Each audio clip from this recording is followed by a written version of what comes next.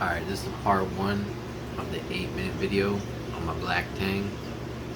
Basically, the story behind the black tang. I bought a whole tank just for him. Came with a 100-gallon aquarium, rimless. It had a really nice ATI T5 sun power included, also a chiller and a bunch of other fish. And basically, due to the seller rushing me on the way out and not bagging every fish separate and putting every fish in separate buckets, the black tang is one of the only fish that survived from buying the whole tank full of fish. None of the other fish were valuable as far as, bunch of money. I mean, obviously I wanted to keep them. They were very good fish. I think it was like a blue tang and a few other things, but no extreme high dollar fish like the black tang. So either way, he ended up surviving. And not only did I keep the chiller that's not hooked up right now, but I traded the tank, 100-gallon cube, for this 220-gallon acrylic. So not a bad deal. And that's the origin story on the black tang. He came with a glass 100-gallon cube, and I traded the cube outright to someone for this 220-gallon tank with a stand that was already made out of wood. Real nice 2x6 stand. And it actually came with a Trigger Systems sump.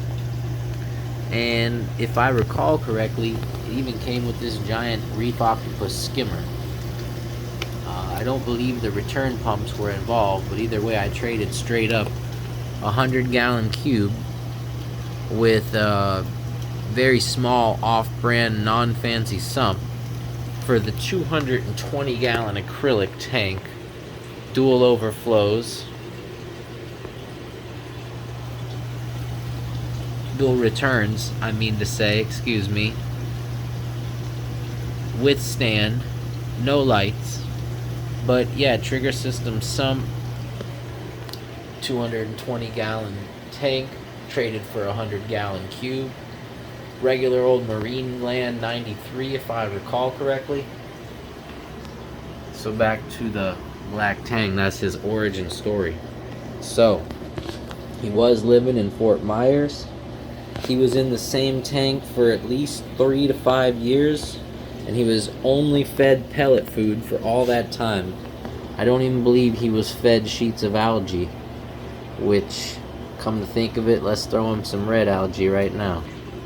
Alright, we're going to go ahead and throw this on the algae clip.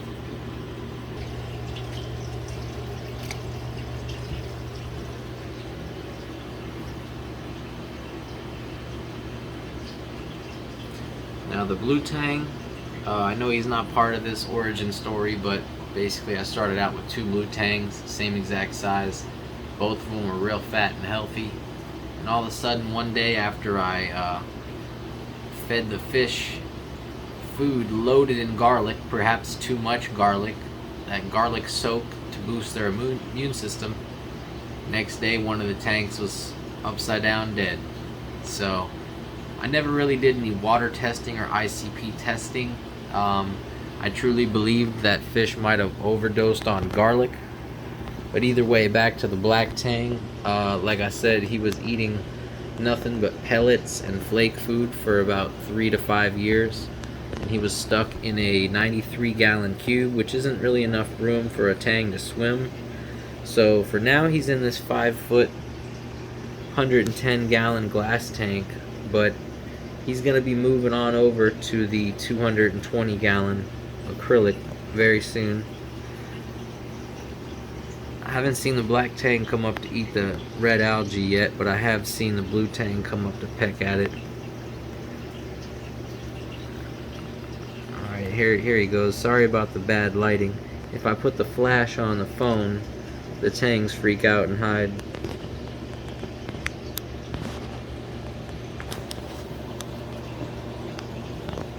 So surprisingly, the tank with the black tang, with the chiller, with the T5, with the other fish was for sale for months. I'm not going to disclose how much, but basically I was the only one crazy enough to go buy the whole setup just for the fish, and it was well worth it. So I got a really nice Aqua Euro chiller out of the deal.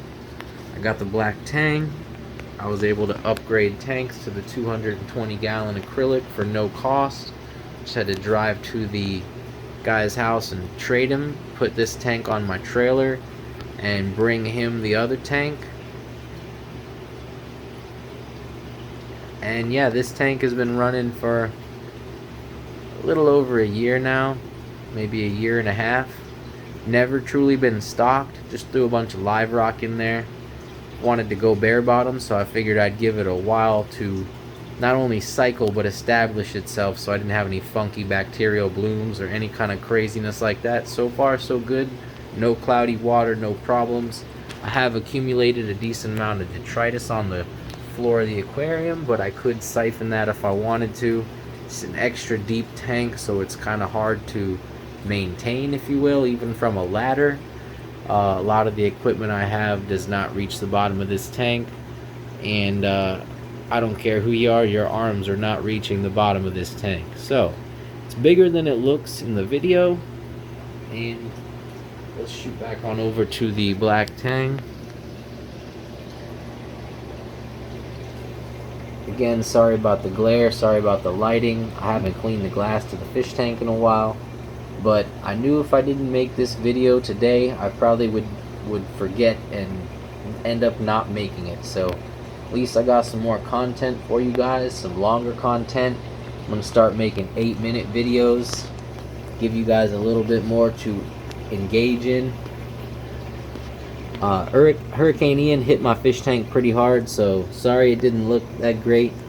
The fish ended up surviving on solar panels. I ended up using a combination of batteries like that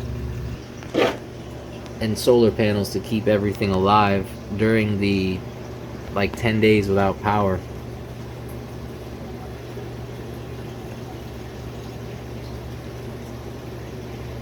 Definitely keep you guys updated on the black tang. He's been in my tank for probably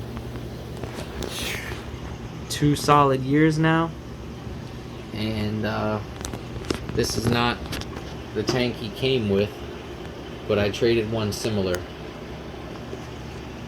Also, the blue tang that he came with passed away. This is a different blue tang, so